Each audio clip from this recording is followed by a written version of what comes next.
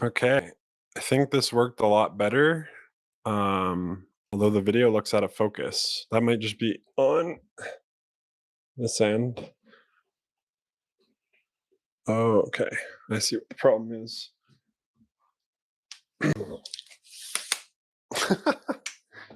Forgive my ridiculousness. This will be edited out anyway.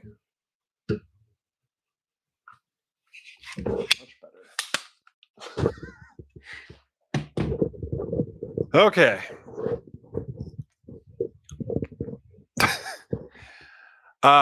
As you can tell, and I don't think anyone's going to join or be part of any of this, but this is a very impromptu, very unscripted, unscheduled, me embracing my impulsivity um, for where I'm at, where I find myself tonight. Um, I guess the title for me, I guess the context of the title is the song by the Classic Crime, which I appreciate. It's not actually anything bad or dangerous or anything like that. I'm perfectly fine. Well, so today, this week, this month, this year, this year has been the worst of, yeah, worst of my entire life. I have had to go through deep periods of loneliness, of isolation, of grief that just sought to consume me. Um, I approached it differently than I had in the past, where I would normally decide not to feel anything, run away, bury everything.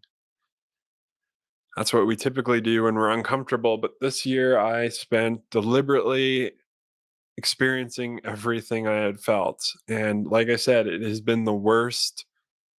It literally feels like my soul has been ripped. Like all these different pieces are gone. Like not gone, but just like it's a process of being unmade. I'm essentially learning truths and things I should have learned when I was a kid. And now that I have learned them, it seems like it is too late to implement them in the place I find myself now, which is tragic, as I talked to one friend. So, why did I come on? All that to say, why did I come on tonight? Today was my last day going to the church I grew up in, I guess. So, I've been on and off at that church for like 15 plus or so years. I don't know. Um, and it's where I met Jesus. It's where I came to know and discover my faith. It's where I was able to do my full time ministry for a decade. And I'm leaving, or I have left. Actually, today was my last day, and I told everybody. And unfortunately, I haven't left in the greatest of terms. It just is. Again, it's more tragedy. It's just so I don't know what to say. And that's not why I'm here to talk about the video. Why this is relevant though is I'm about to leave my church. I'm about to leave this community. I'm about to move out and go back to the city. But and I know the city and I grew up in it and I'm familiar with it, but it's like I'm going as this version of myself that I find myself that is in the present, in which this version of myself is the one that I experience the like there's just no place for me here in this space in people's lives or whatever, which has been terribly sad. Again, tragic, but it's where things are at. Um, and I wanted to make this video as a journal of sorts. I saw a video talking about doing a failure journal. And I like this idea. Basically, um, so let me see here. It's talking about what's happening. So right now I'm scared. Uh I'm it literally feels like one life is coming to an end and I'm starting a new one completely. All of the people that, well, not all of them, but the people in that part of my life, in that part of my journey are gone. Just like that. And there are some that have stayed and have remained through this time and period of deep transformation. Basically, this place I find myself is, as I talked about in my video of coming out, um, coming out, of telling everyone I'm autistic, neurodivergent, that there was a great cost to it, and that I essentially would be choosing myself going forward, choosing to live in the absurdity of being myself despite all of the challenges that that brings. And so now I have those people who stay, and I'm not alone. I get that. People will emphasize that right now. I mean, I feel terribly alone. I leave, and there's some existential things that I'm working through, and probably some other trauma. But I leave on my own to go live, uh, uh, like in a place in this new side of whatever this is. My friends, my community, my the relationships I had, they're all gone, and now I'm going to see if I can find new ones on the other side of being in this place that I find myself.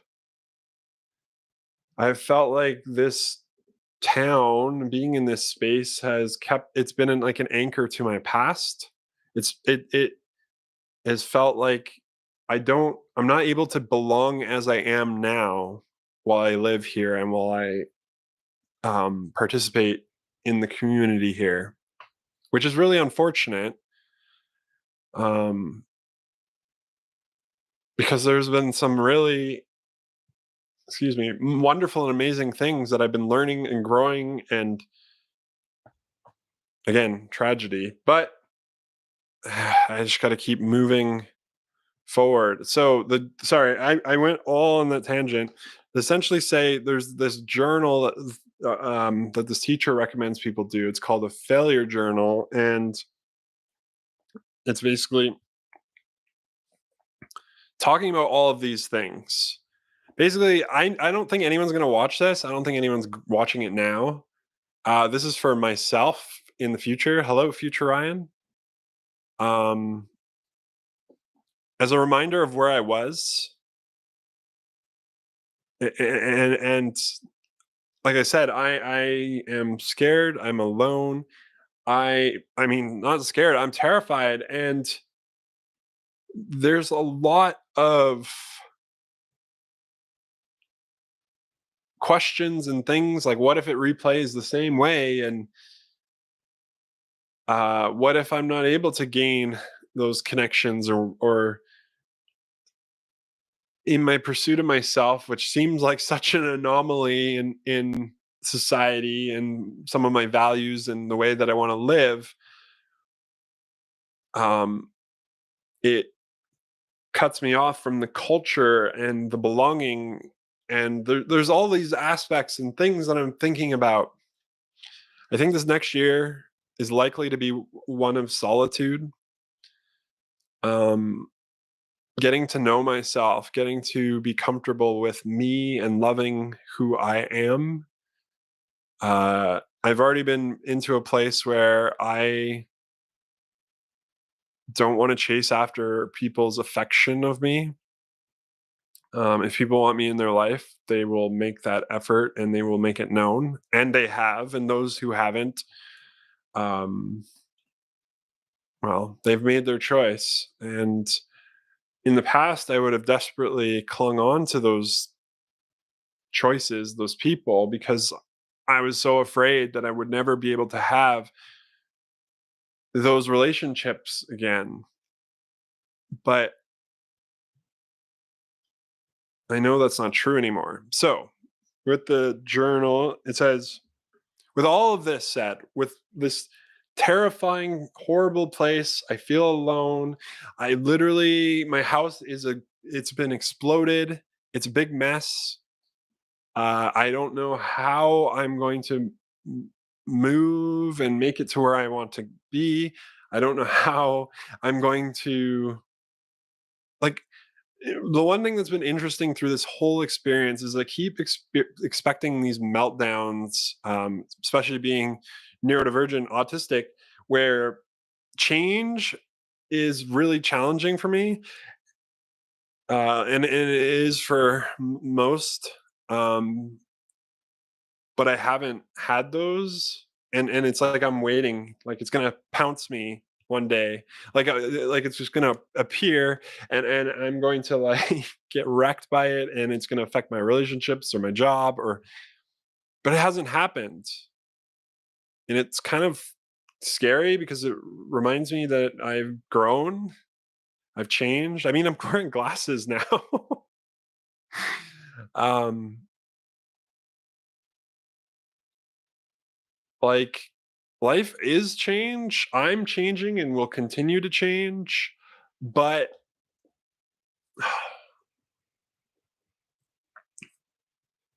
I don't know how I don't know what I'm going to do. Like I don't know how I'm going to manage all of this.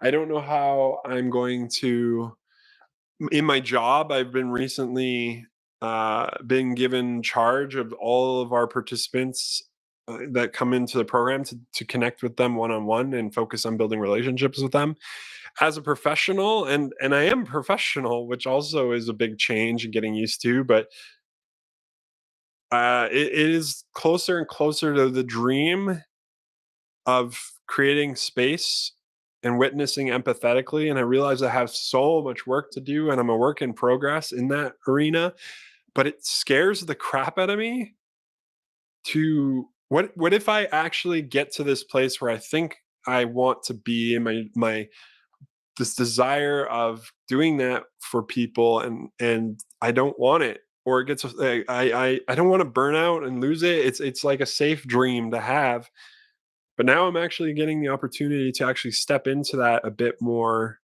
at my job, where I'm being basically put in charge of everyone that comes through our in each of our cohorts, connecting with them one on one, and I'm scared. I'm yeah, I think I'm scared because I don't know if I can do it. But again, there's been so many things in this past year. Sorry, I'm crying. Um, there's so many things in this past year I did not think I could do, and I have. And maybe this will be another thing where it and so I keep going to the journal and keep missing it, or I keep this is what happens when you talk to autistic. Um, so it mentions to leave space for one good thing a month from now that has resulted as a result of all of this change that is taking place. This feeling of failure where I've lost. I've essentially lost, and now I have to move forward with that loss. So one good thing in a month, and then 6 months from now, something good that happened from those things that would not have happened otherwise.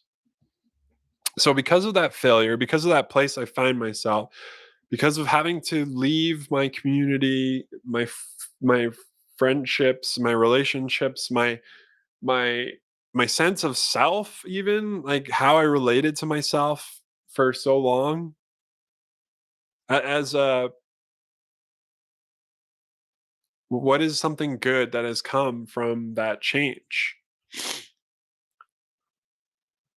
I don't know if anything will come of any of this video. I don't know if I'll follow up on it. I will try. It was something I wanted to do impulsively tonight. Um, because I am afraid. I am feeling terribly alone, and I don't know what's going to happen.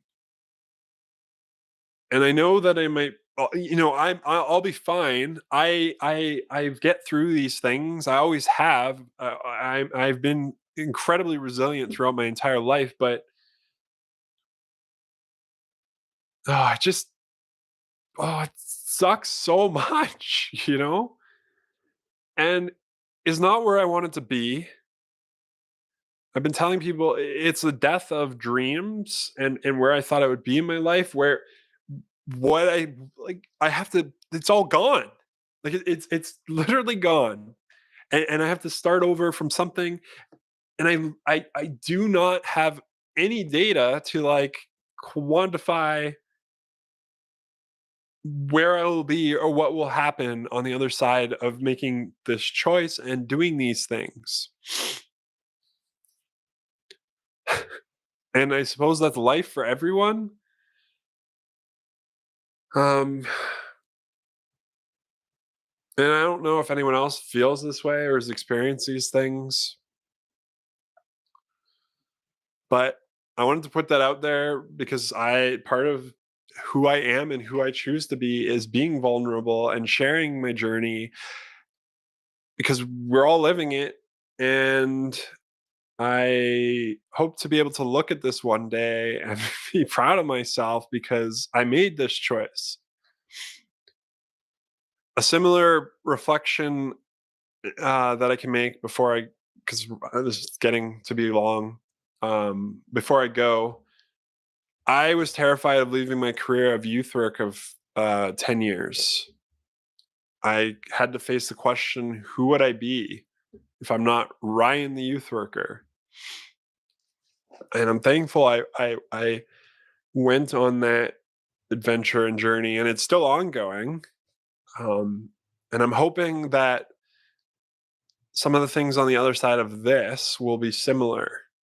Like I've discovered the best place I've ever worked, a place that lets me be who I am unequivocally. And if I'm not able to, they create space for it and my feelings and uh, how I work and operate and think and my questions and my quirkiness and all that. Like it's amazing. And I'm hoping that and the relationships I curate in the future will be those that have those qualities as well, that who want me to show up as I am. Um, and but again, I don't know. So, future Ryan, I hope things are well and there's flying cars and um, we'll be okay. We've always been okay. That has been the case. And for those that are watching on the sidelines or have been a part of my journey and or still are even unknowingly, whether you're praying for me or I appreciate it. Um, it's been revealed that I have the opportunity to break out of my fate. The fate I speak of is the one where these things that I missed or should have happened, or these cycles of dysfunction and family trauma over generations can be broken. That fate playing out thanks to Jesus being a part of my life. But I can't do that here, and I can't do that in this space. I need to be able to step into who I'm being, who I'm becoming in the present. I can't live in the past anymore, and I can't live in a place or with those who only see me by my wounds and not by what is actually actively happening. And to those that are a part of that journey and who have been there, I thank you so much. Um, I hope that I make you proud, and I hope one day I can look back at this and laugh at myself because I'm like, you had no clue. You have no clue what you were getting yourself into by taking those steps and by basically leaping uh, my sense of self rest in God alone, and my choices in the future going forward is I want to live in love and not in fear. I don't want to live in fear anymore. I don't want fear to rule my life and influence things in the way that it has in ways I didn't understand. I want to live in love. And hopefully I can say that is the case 1 month, 6 months from now, but we'll see. Anyway, this was a long video. It's a lot of talking, a lot of rambling. I appreciate your willingness to see a slice of life. Um,